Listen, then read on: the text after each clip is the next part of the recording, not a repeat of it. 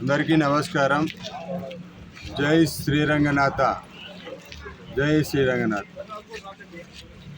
పులివెందుల పట్టణంలో గత అనేక సంవత్సరాల నుంచి కూరగాయల మార్కెట్ను ఆధునికీకరించి రాజశేఖర రెడ్డి గారి ప్రభుత్వంలో ఇక్కడ రంగనాథ స్వామి గుడికి సమీపంలో కూరగాయల మార్కెట్ని ఏర్పాటు చేసి నిర్వహించడం జరుగుతోంది.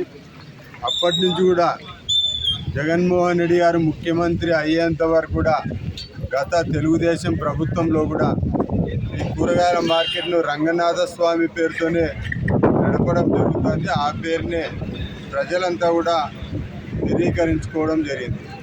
కానీ ఈరోజు రంగనాథ స్వామి కూరగాయల మార్కెట్ను పేరు తొలగించి ఉద్దేశపూర్వకంగా ఒక భేషజాలకు వెళ్ళి, ఒక ఇగోస్కి వెళ్ళి ఇక్కడ ఉండే అధికార పక్షం వారు మేము ఏది చెప్తే అది జరగాలని చెప్పి ఈరోజు వారు తలంచి